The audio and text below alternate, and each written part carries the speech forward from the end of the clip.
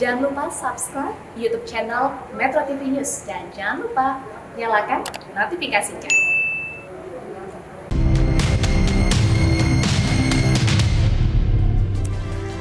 Halo pemirsa, Newsline Metropolitan kembali hadir menjumpai Anda. Kali ini bersama saya Naila Husna. Newsline Metropolitan akan mengupas tentang fenomena sosial dan hukum di ibu kota yang kami hadirkan secara humanis dan mendalam.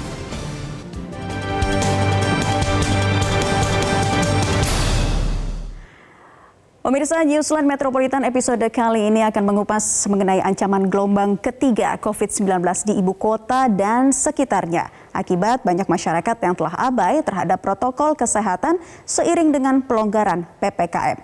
Pemprov DKI Jakarta harus benar-benar menyiapkan skenario jitu agar pengawasan dan monitoring terhadap mobilitas masyarakat bisa dikontrol agar ancaman lonjakan kasus yang diprediksi terjadi pada akhir Desember hingga awal Januari 2022 mendatang tidak akan pernah terrealisasi.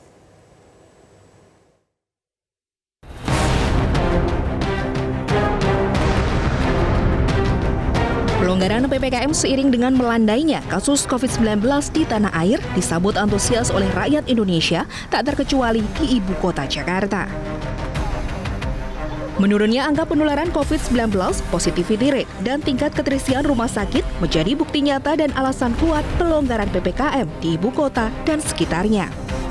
Mbak Gayung bersambut, masyarakat antusias pelonggaran PPKM dan praktis ibu kota seolah kembali normal. Hal ini terlihat dari lalu lintas yang kembali ramai, pusat perbelanjaan yang dipenuhi pengunjung, dan sekolah yang kembali menggelar tatap muka hingga aktivitas perkantoran yang tidak lagi menerapkan work from home dan kembali bekerja di kantor. Juru bicara Satgas Penanganan COVID-19 Wiku Adhisa Smito mengingatkan pemerintah DKI Jakarta dan 4 provinsi lain untuk terus mengawasi pembukaan kegiatan masyarakat. Hal ini dikarenakan kasus konfirmasi COVID-19 mingguan yang nyaris mencapai 1.000 kasus. Penambahan kasus juga terjadi cukup banyak di DKI Jakarta, yaitu 966 kasus dan Bali 588 kasus.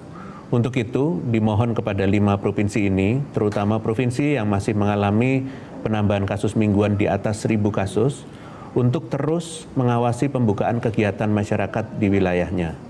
Aktivitas sosial ekonomi yang sekarang telah kembali normal, terutama di Pulau Jawa, menyebabkan potensi penularan kembali meningkat apabila tidak dibarengi dengan pelaksanaan dan pengawasan protokol kesehatan yang ketat. Pastikan bahwa di setiap tempat kerumunan terdapat satuan atau petugas yang ditugaskan untuk mengawasi protokol kesehatan. Epidemiolog Mas Dalena Pane menyebut selain tetap disiplin patuhi protokol kesehatan khusus di ibu kota dan daerah penyangga yakni Bogor, Depok, Tangerang, dan Bekasi, pemerintah harus terus mendorong layanan vaksinasi COVID-19 hingga ke tingkat terkecil yakni RT RW atau bahkan door to door. Meski sejumlah wilayah perkotaan di Jabodetabek sudah tergolong dalam level 1 atau 2, epidemiolog menganggap hal ini jangan dijadikan pelonggaran aturan PPKM serta abai protokol kesehatan di wilayah tersebut. Kalau kita lihat DKI Jakarta hampir semua sektor itu sudah berjalan dan apakah ada monitoring atau penilaian terhadap implementasi dari level 3 tersebut.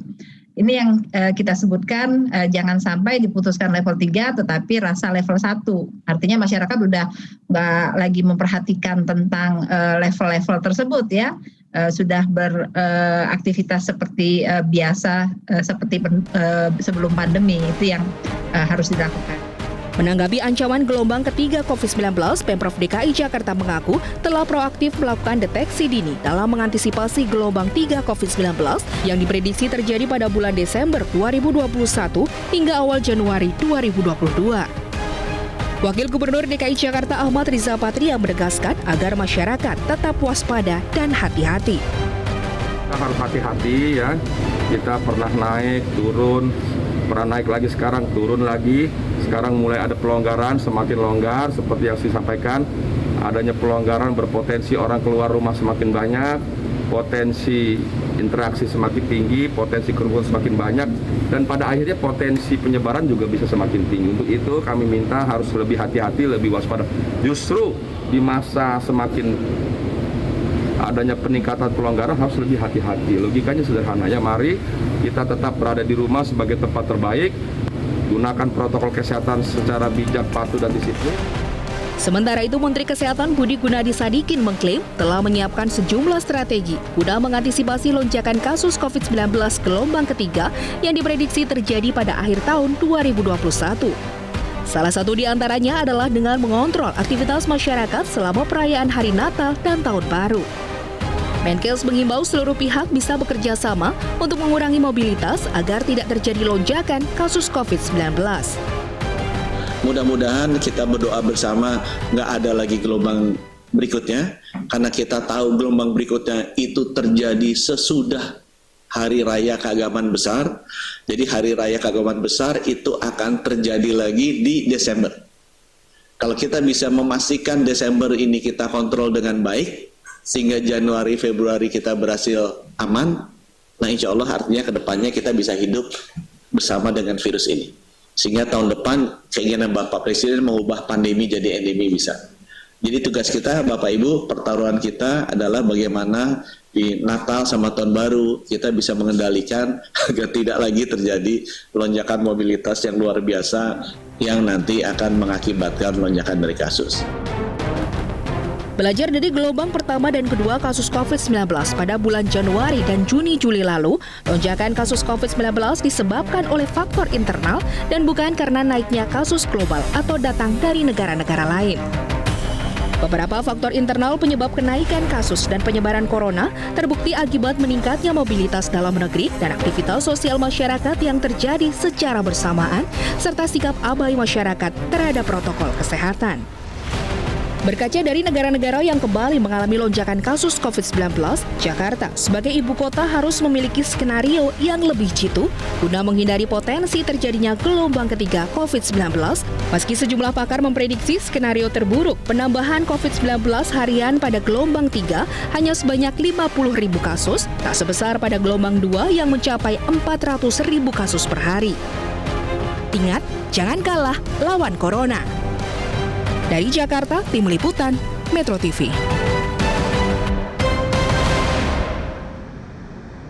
Pemirsa, tahukah Anda, meski pertambahan kasus COVID-19 di Indonesia, khususnya Jakarta, mulai melandai, namun bukan berarti kita boleh abai menerapkan protokol kesehatan. Mengapa?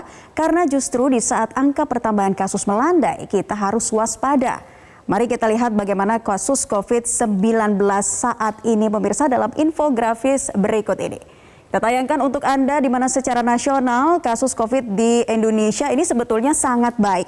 Kondisi ini terlihat dari kasus konfirmasi harian per 1 juta penduduk di Indonesia yang sangat rendah, yaitu sebesar 6,52 kasus. Kita lihat pemirsa dalam infografis berikut ini, data yang kami dapatkan per 6 Oktober 2021, kasus pertambahan terkonfirmasi positif COVID-19 di Indonesia yaitu di angka 1.484 kasus dengan total kasus mencapai 4.223.094 kasus. Nah, kita bandingkan lonjakan kasus di Indonesia pada Juli 2021 saat ini, pemirsa, kasus tertinggi tercatat pada 15 Juli 2021 yaitu lebih dari 50.000 kasus harian. Lalu bagaimana dengan update terkini COVID-19 di ibu kota? Kita akan hadirkan pemaparannya untuk Anda. Ini adalah infografis yang kami tayangkan, pemirsa. Bisa Anda lihat dari bulan Mei sampai bulan Oktober 2021. Pertambahan kasus ini terjadi cukup signifikan pada 12 Juli 2021 yang merupakan puncak kasus gelombang kedua COVID-19, di mana pada waktu itu ada 14.619 kasus dan kemudian terus turun mulai melandai sampai di bulan Oktober.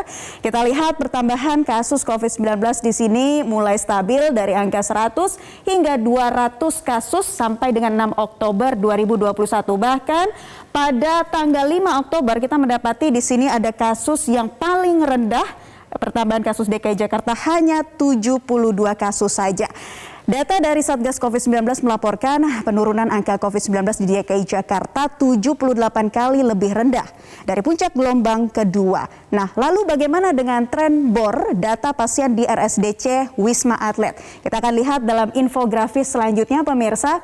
Data pasien di RSDC Wisma Atlet hingga 6 Oktober 2021 bisa kita lihat jumlah pasien yang dirawat hanya 252 pasien dengan kapasitas tempat tidur di RSDC Wisma Atlet yaitu 8.066 tempat tidur. Artinya BOR di RSDC Wisma Atlet saat ini angkanya cukup rendah yaitu di 3,13%.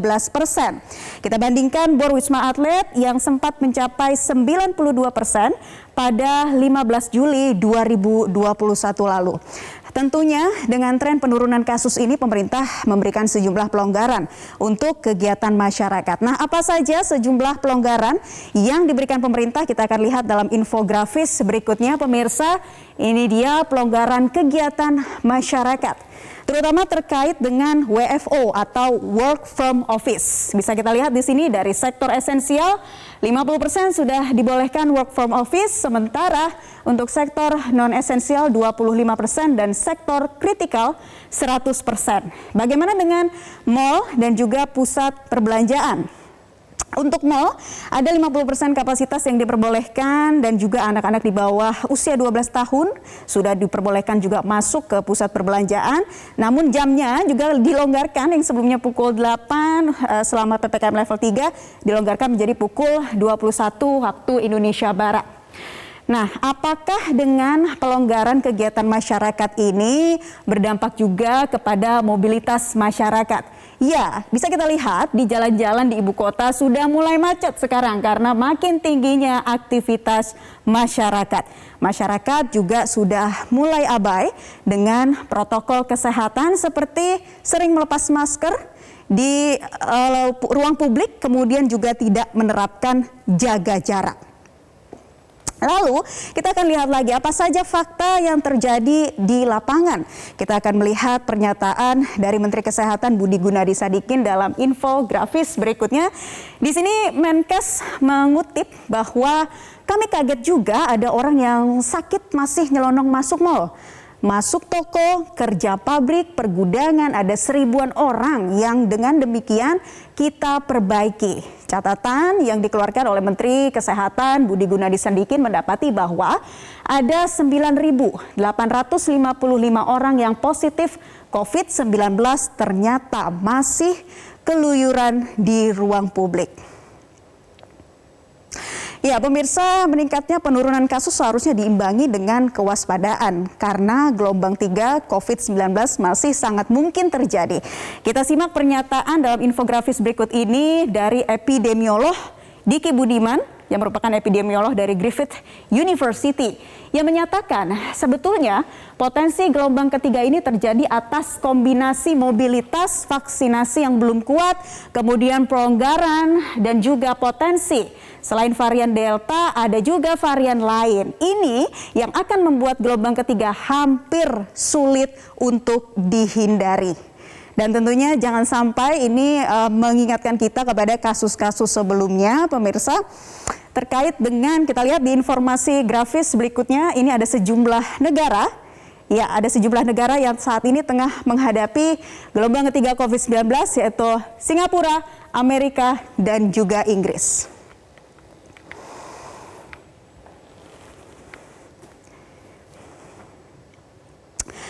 Pemirsa, pemerintah sampai saat ini masih terus berupaya mengendalikan pandemi COVID-19. Namun ingat, lonjakan tinggi justru dimulai saat kasus COVID-19 melandai. Untuk itu, walau kasus COVID-19 rendah, tidak ada kata abai terhadap protokol kesehatan. Demikian pemaparan kali ini dan tetaplah bersama kami. Newsline Metropolitan akan kembali untuk Anda sesaat lagi.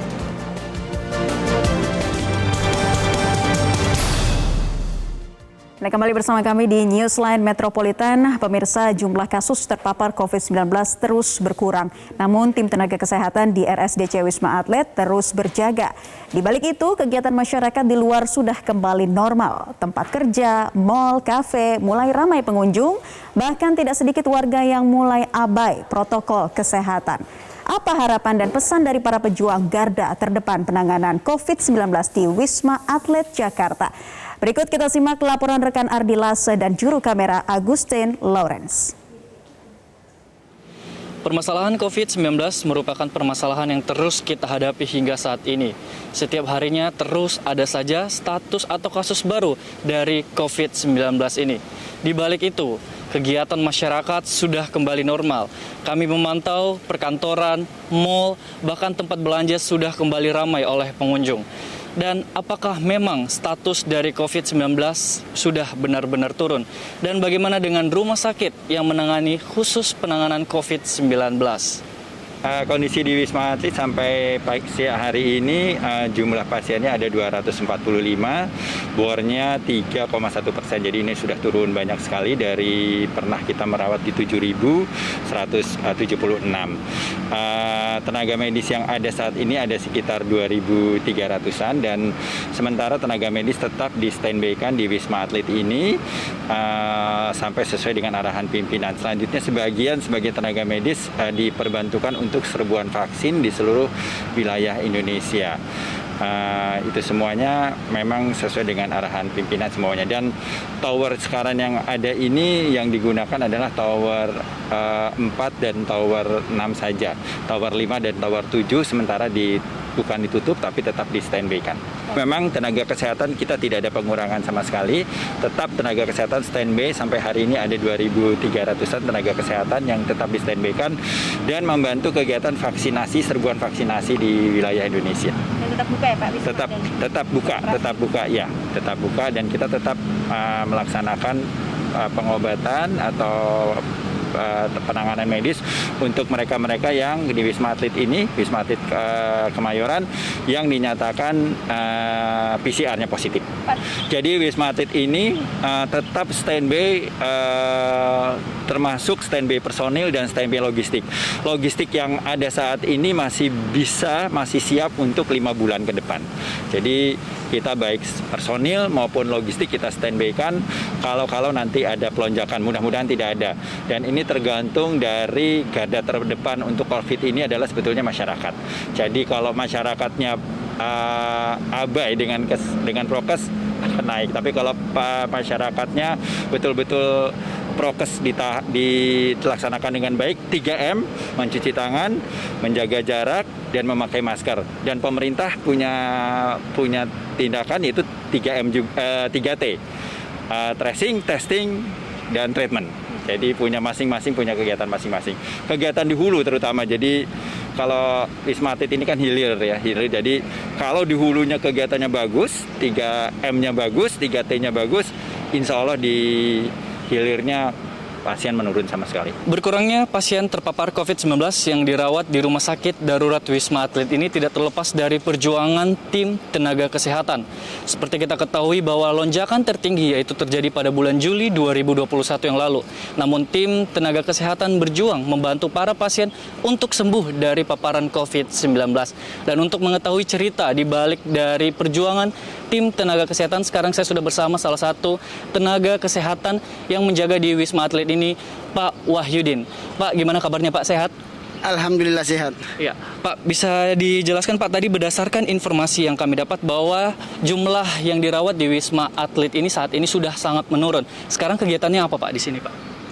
Ya, betul apa yang dikatakan tadi bahwa jumlah pasien di Wisma Atlet ini sangat menurun. Dari bulan Juli yang sampai di atas 7.000, alhamdulillah sekarang di angka 200-an lebih. Jadi kami di sini tenaga kesehatan cukup berbahagialah dan cukup bangga bisa berada di sini untuk menurunkan angka COVID-19 ini yang ada di Wisma Atlet ini. Dan sekarang kebetulan saya juga bertugas di ruangan ICU dan bahagianya lagi, alhamdulillah hari ini tepat 1 tahun saya berada di Wisma Atlet ini. Ya. Seperti dikatakan sebelumnya bahwa pada bulan Juli merupakan lonjakan dari pasien terpapar COVID-19 di Wisma Atlet dan sekarang sudah cenderung berkurang. Apakah ada perbedaan?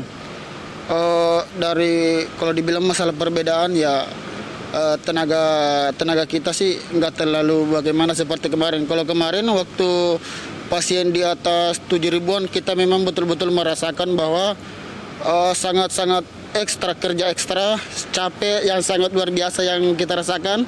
Tapi alhamdulillah dengan menurunnya COVID ini kita lebih lega sedikit lah, lebih bisa merasakan agak-agak santai sedikit.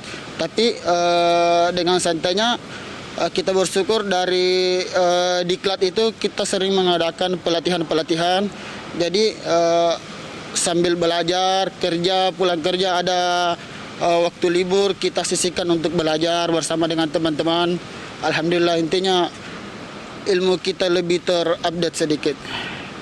Ketika terjadi lonjakan di Wisma Atlet, boleh diceritakan Bang perjuangannya ataupun perjuangannya dalam membantu para pasien untuk sembuh dari COVID-19? Ya, jadi kemarin waktu lonjakan yang betul-betul sangat tinggi itu, kita perawat memang luar biasa banyak juga yang menangani COVID. Di ruangan itu yang kita rasakan memang betul-betul luar biasa capeknya. Dan saya merasakan kita pulang dinas itu capek yang luar biasa. Nah, yang kita laksanakan, yang kita lakukan pada pasien-pasien COVID untuk membantu kesembuhan mereka, yaitu dengan selalu memberi semangat. Jadi pada saat pasien datang, kita selalu mensupport, itu yang paling utama, kita yang selalu mensupport untuk ibu, bapak untuk tetap sembuh. Kita memberikan semangat kepada mereka bahwa bapak atau ibu ke sini itu tidak sendiri. Kita ada di sini, kita akan selalu merangkul ibu, bapak, kita akan selalu bersama-sama dengan ibu dan bapak di sini. Dan ibu dan bapak itu tidak sendiri di sini. Kita akan selalu menjaga. 24 jam kita selalu ada di sini. Berapa banyak pasien setiap harinya? Kalau yang kemarin itu pasien sampai di ICU kan ada lebih 30 bed. Dan di waktu lonjakan di 7.000 pasien lebih itu, ya hampir full itu. Hampir full. Iya, yang 32 itu full. Berarti ini pakai APD berapa jam sehari? Ya, jadi kalau masalah pakai APD itu kita bahkan bisa pakai sampai 10 jam. Ini setengah jam sebelum ganti dinas kita sudah naik. Terus pas pergantian dinas kita sudah operan piket. Terus sampai 8 jam, bahkan lewat dari shift kita masih standby di situ. Kita masih standby. Soalnya kadang masih ada pekerjaan-pekerjaan yang belum selesai, kita tetap lakukan. Baik. Bisa disampaikan pesannya kepada masyarakat untuk terus mematuhi protokol kesehatan dan juga harapannya ke depan seperti apa? Ya, pesan saya sih kepada masyarakat tetaplah jangan kendor, lakukan prokes, cuci tangan, jaga jarak, kurangi mobilitas, dan harapan kedepannya semoga COVID ini segera berlalu. Dan saya berharap COVID ini berada di angka 0, yaitu harapan kami. Dan itu adalah suatu kebahagiaan tersendiri bagi saya dan teman-teman nakes, baik perawat, dokter, dan nakes-nakes yang lainnya. Kita mengetahui bahwa kita masih berada di tengah pandemi COVID-19. Masyarakat memiliki peranan yang sangat penting dalam mengontrol laju perkembangan ataupun tingkat dari pandemi COVID-19 ini dengan cara mematuhi protokol kesehatan, antara lain memakai masker, mencuci tangan dan menjaga jarak, serta mengurangi mobilitas. Dari Jakarta, Ardi Lase, Agustin Lawrence, Metro TV.